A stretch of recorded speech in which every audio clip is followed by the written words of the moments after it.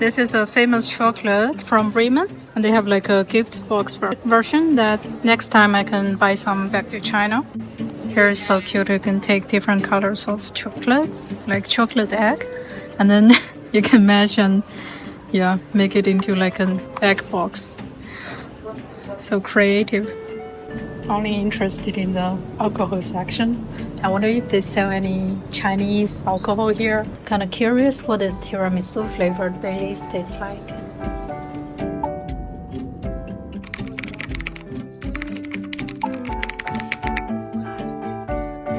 The hair like it go outside. Yeah. Hair. And also nose and eyebrows or get eyes. Eyebrows also white. Very cool. Yeah. So you moved here to Malta for how many years? 7. 7 years. Ah. So peaceful at night.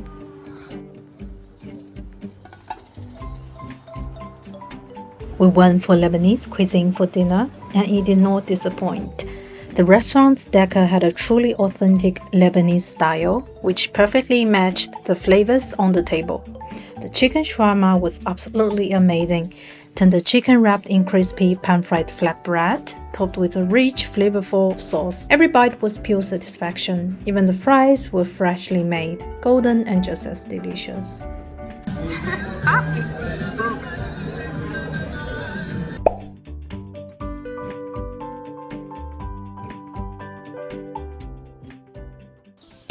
Morning guys, today we'll be exploring the capital of Malta, which is Valletta, and we'll be visiting Lower and Upper Barrakka Garden and the St. John's Cathedral, also 3 cities. It's actually not as hot as I think. As long as you're under the shadow, it feels really cool in the morning. Malta is one of the smallest countries in the world. It's only 316 square kilometers. Malta is also the sunniest place in Europe with record over 3,000 hours of sunshine per year. That's pretty incredible actually. That's why so many Europeans love to travel here. She's coming for the sun, but she's now hiding in the shadow. That's true.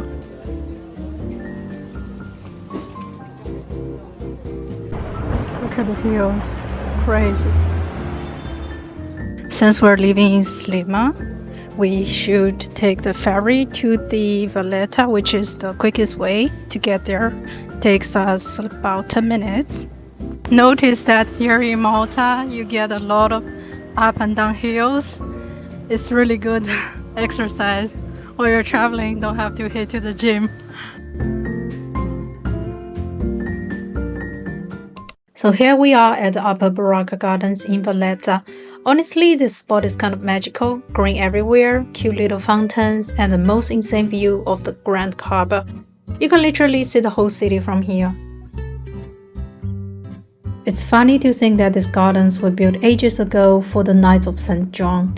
Now people came here to chill, read a book, or just enjoy the breeze. If you time it right, you'll catch the canoes at the saluting battery firing. Pretty cool to see history in action.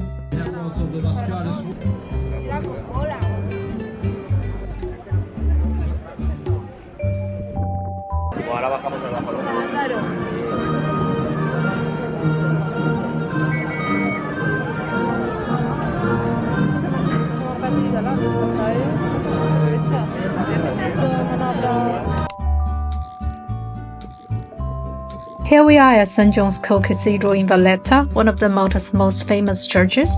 Even from outside, it's already impressive with its grand Baroque architecture. I didn't go inside this time, but I checked out some pictures online. The interior is absolutely stunning. Intricate details, amazing paintings, and marble floors that look totally breathtaking. Definitely seems worth a visit if you love art and pastry. I don't think we get to visit this cathedral today because look at the line, it's crazy. Are you willing to wait in the line just to visit this cathedral? Probably not, because I'm not religious and I also don't want to spend 2 hours in the sun here to line up. I would suggest you to book ticket online in advance. I didn't know that. Actually, I saw some videos about inside. It's really beautiful with golden patterns and stuff. Looks really cool. Let's go for ice cream. Yeah.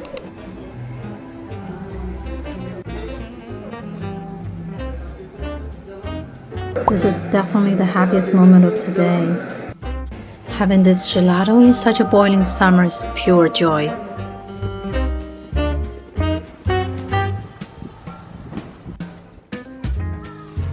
After a quick ice cream break, we made our way to the lower Barrakka garden. On the way there, you can already catch glimpses of the deep blue Mediterranean. This little spot might not be as famous as Upper Barrakka, but it's got its own charm. Fun fact, it was originally created by the Knights of St. John in the 17th century as a private garden. Can you imagine? Back then it was basically the nice version of a VIP lounge with the best sea views. Today it's open to everyone, and from here you get this postcard perfect view over the Grand Harbour. In the middle of the garden stands a bronze monument to Sir Alexander Ball, one of Malta's national heroes. He was a British admiral who played a huge role in helping the Maltese kick out Lebanese troops in the early 800s. Ball later became the first British governor of Malta and was so respected by the locals that they actually asked London to keep him here. Today, the monument feels almost like the centerpiece of the garden, surrounded by palm trees, flowers, and benches where people stop to rest. We took a water taxi to the three cities for just €3. The Gajsa is a long wooden boat fitted with an outboard motor and long oars, traditionally used as a small ferry. These boats have been crossing the Grand Harbour since the 17th century and are still one of the most authentic ways to get across.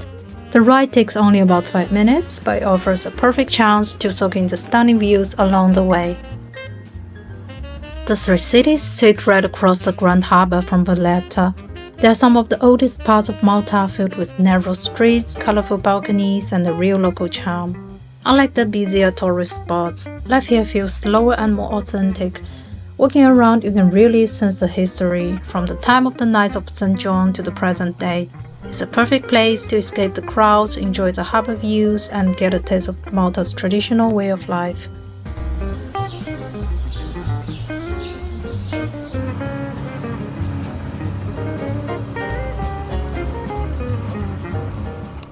We had dinner at Tigné, a cozy restaurant known for serving traditional Maltese dishes with a Mediterranean twist. I decided to try rabbit, which is actually one of Malta's signature dishes. It was shallow fried with garlic and rosemary, then simmered in a rich red wine gravy. Super flavorful and comforting. Trying rabbit here feels like a must since it's such a big part of Maltese food culture. After dinner, we went window shopping at Miniso. Seeing a Chinese brand here was a little unexpected. It felt a bit random but also kind of nice.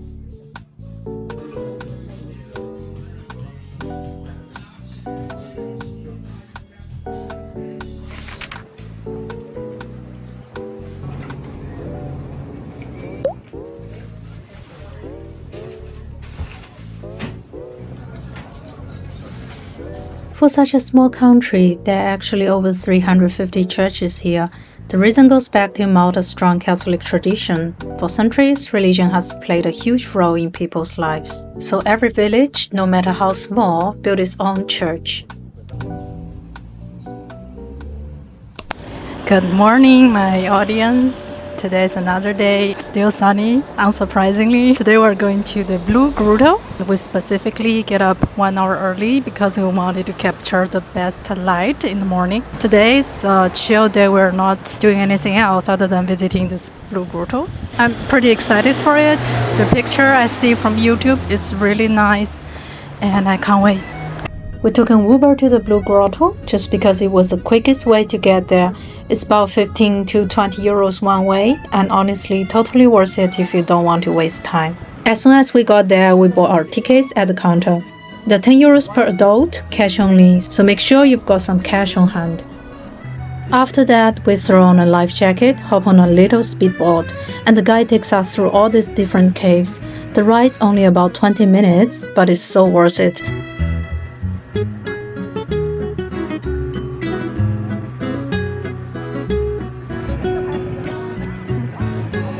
The Blue Grotto is one of Malta's most famous natural attractions, located on the southern coast of the island. It's actually a series of sea caves, and what makes it so special is the way the sunlight hits the water. On a clear day, the sea glows in these insane shades of turquoise and deep blue. almost like it's lit from underneath. The area is also popular with divers and rock climbers, but even if you're just here for a short visit, the boat ride is the best way to experience it up close.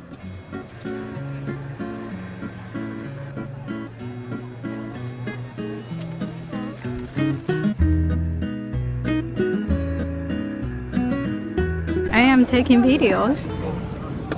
Look, the water. You can see the fishes.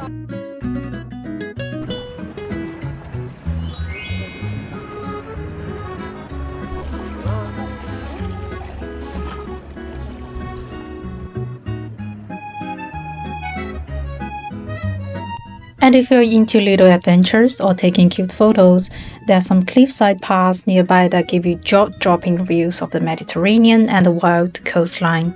Honestly, sometimes the best thing is just to sit back, watch the waves crash, maybe sip something refreshing, and feel the ocean vibes wash over you.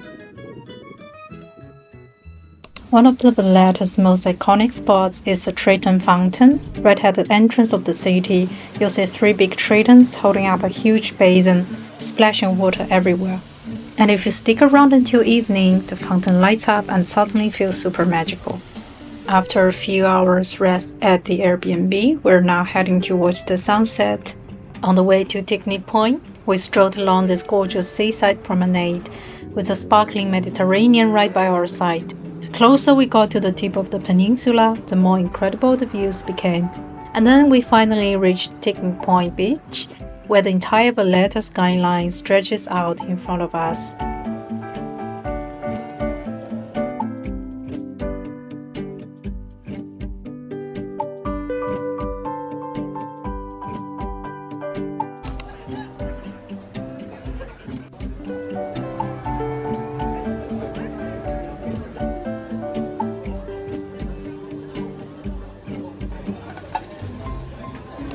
The favorite part of every day is to walk around the supermarket and buy something to drink and eat.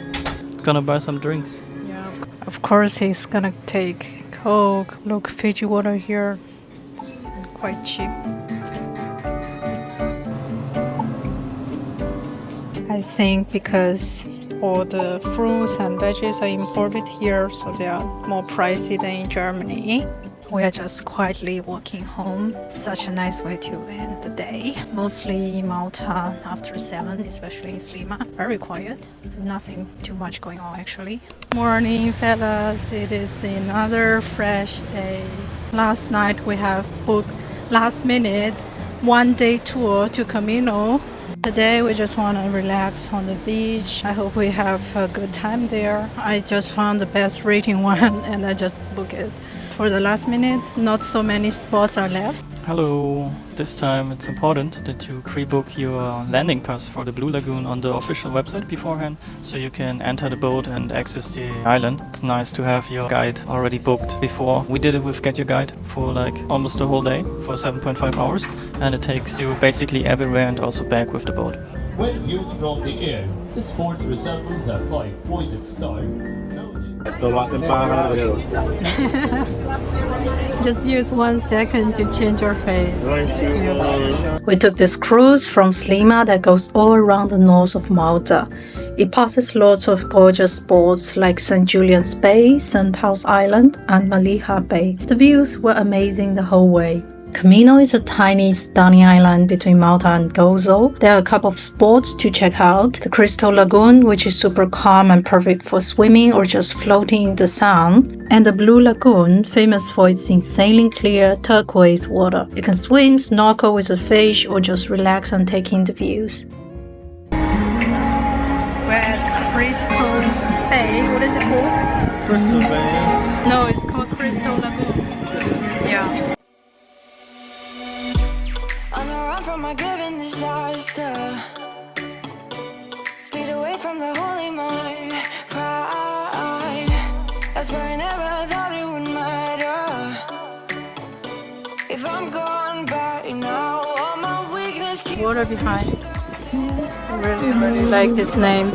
Crystal clear. Really beautiful. And snacks, hot dogs or drinks with you on the island. You can obtain these from the bar downstairs. At 2 o'clock, the boat will leave from Blue Lagoon, will go to Grotto.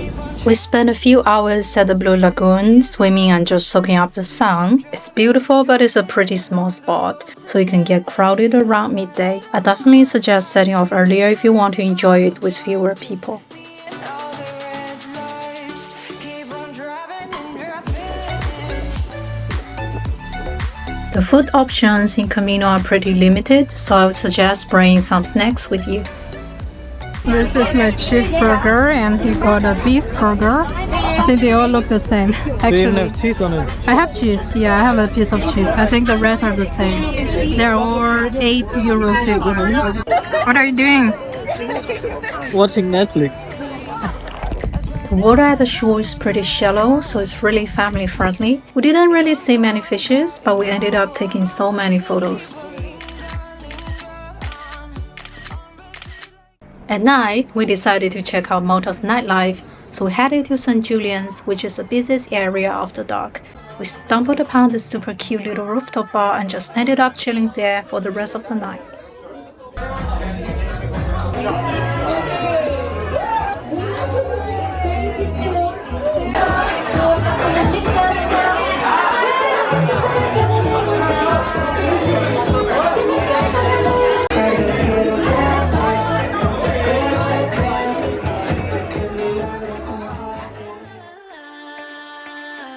Thanks for watching, guys. In the next video, we're heading to Gozo, checking out Mazel Fort and wandering around the old city of Medina. If you enjoyed this one, don't forget to like, comment and subscribe. See you in the next one. Bye!